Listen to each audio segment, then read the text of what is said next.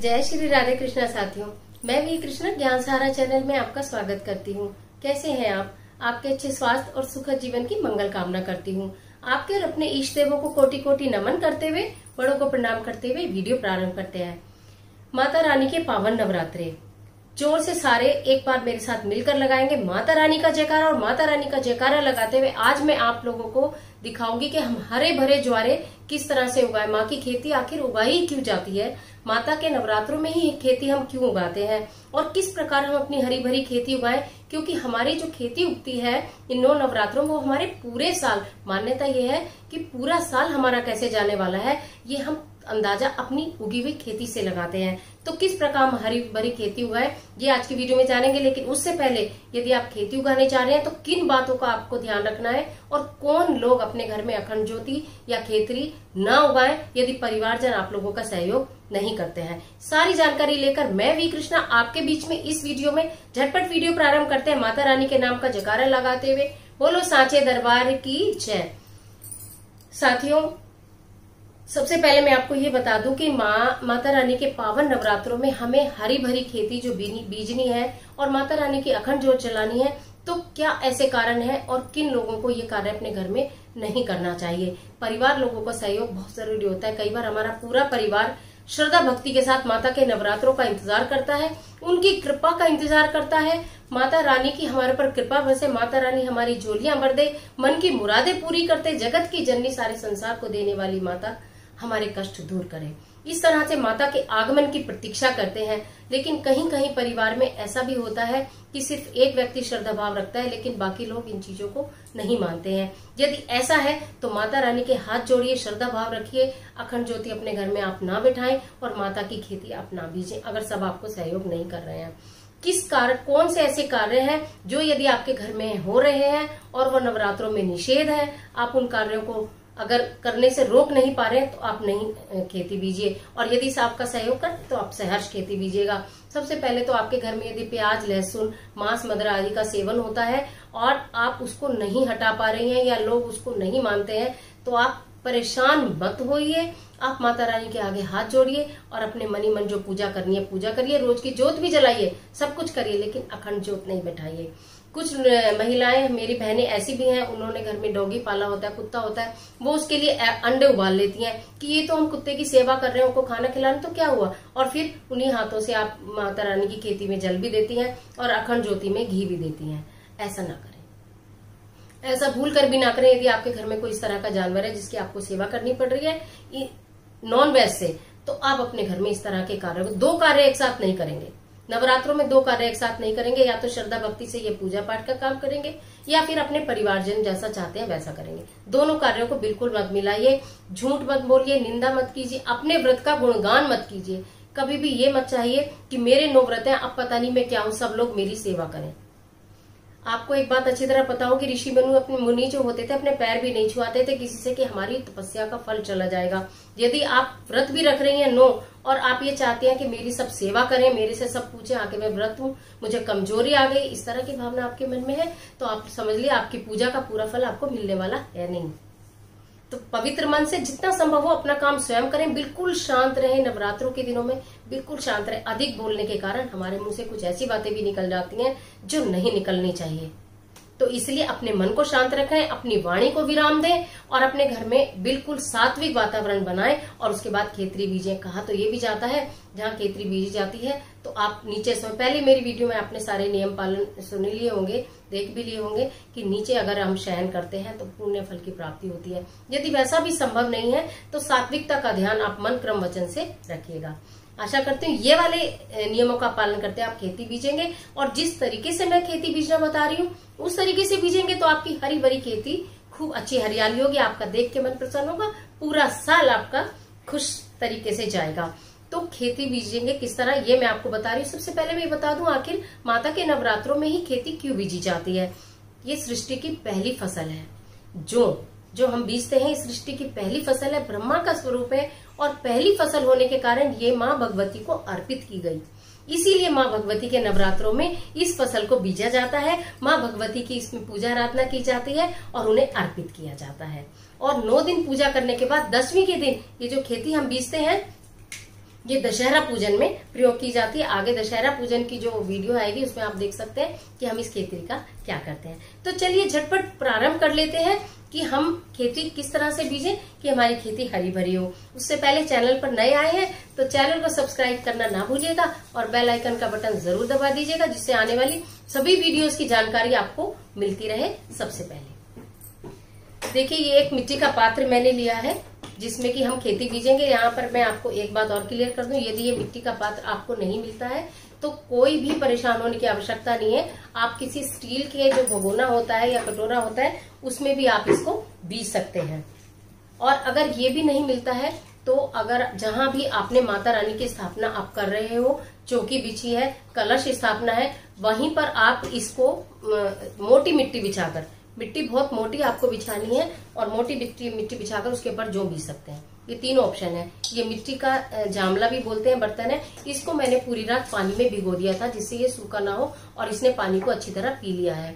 सबसे पहले हम क्या करेंगे, हमने मिट्टी का जामला लिया है। ये मैंने जो लिए हैं इनको भी मैंने 5-6 घंटे भिगो दिया था, जिससे कि जो में बीज नहीं होता वो जो ऊपर आ जाते हैं और जो हमारे अच्छे जो होते हैं वो नीचे बैठ जाते हैं, उन्हीं को हम बीजते हैं। ऊपर के थोते जो हम हटा देते हैं। यदि हम ये कार्य नहीं करते तो हमारे आधे जो बीजते हैं और आधे जो हमारे बीजते नहीं है। मैंने फिर ये कलावा लिया है जो कि हम इसके ऊपर बांधेंगे। फिर यहाँ पर रोली मैंने ली है।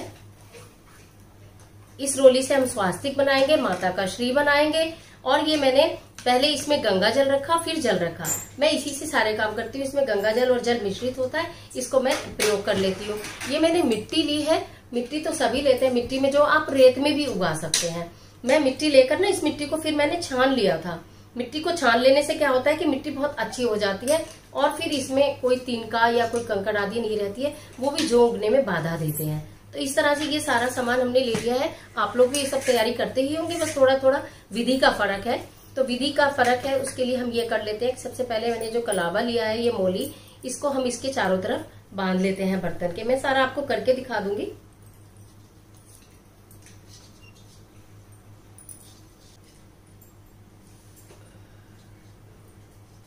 माता रानी का नाम लेते हुए, माता रानी के मनी मन जयकारे बोलते हुए हम पूजा के कार्य को करते हैं। आप सब भी करते होंगे। इस तरह से मैंने मोली बांध ली है।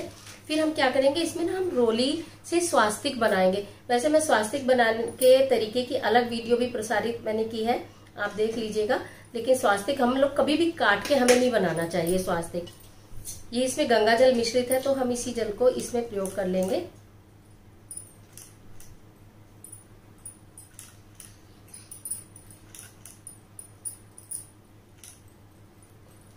इससे आसानी हो जाती है। जितना हमें जरूरत होता है उतना हम जल ले लेते हैं। बोलो साचे दरबार की जय। अब देखिए, मैं आपको एक स्वास्तिक बनाने का तरीका बता दूं कि हम सबसे पहले ना यहाँ एक बिंदी लगाते हैं स्वास्तिक बनाने के लिए। फिर हम यहाँ से लेकर इसको ऐसे मिलाते हैं जिससे हमारा स्वास्तिक कटे ना।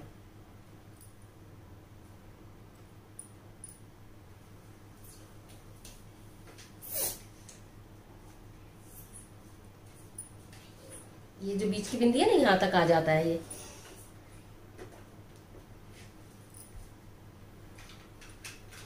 फिर अर्थ और धर्म के लिए हम लोग इसको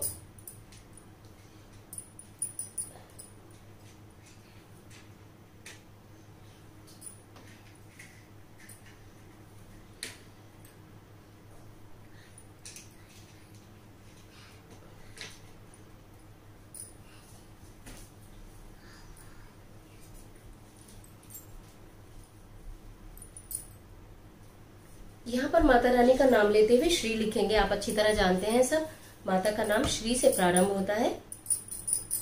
रोली से हम यहाँ पर एक श्री बना देंगे।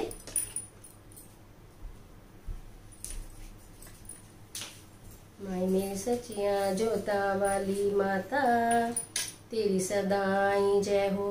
ऊंचे ऊंचे पहाड़ों वाली माता, तेरी जय जयकार, जय जयकार।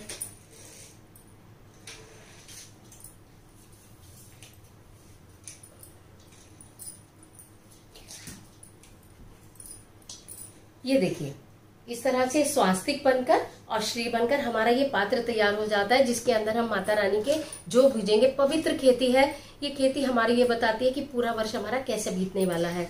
ये मैंने छानी हुई मिट्टी है। पहले मैं इसमें थोड़ी सी मिट्टी डालूंगी।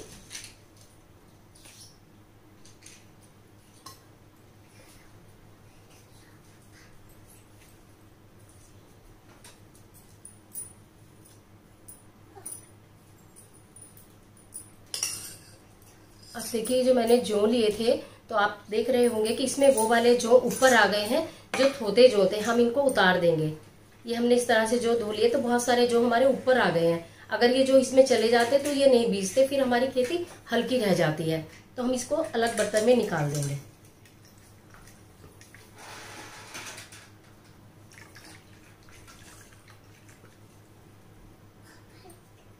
अब हमारे पास सारे अच्छे जौ बच गए। ये जौ को हम अच्छे से इसके अंदर बीज देते हैं।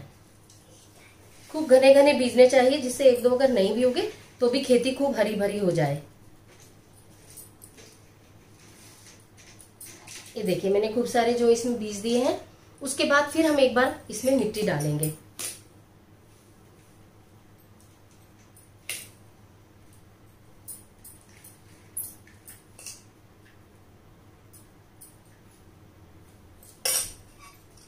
अगर कुछ लोग ऊपर मिट्टी नहीं भी डालते तो भी चल जाता है, लेकिन डाल देते हैं तो बहुत अच्छा हो जाता है। उसके बाद हम इसमें ये गंगा जल मिश्रित जल जो है, इससे हम इसमें खूब अच्छे से थोड़ा जल कर देंगे।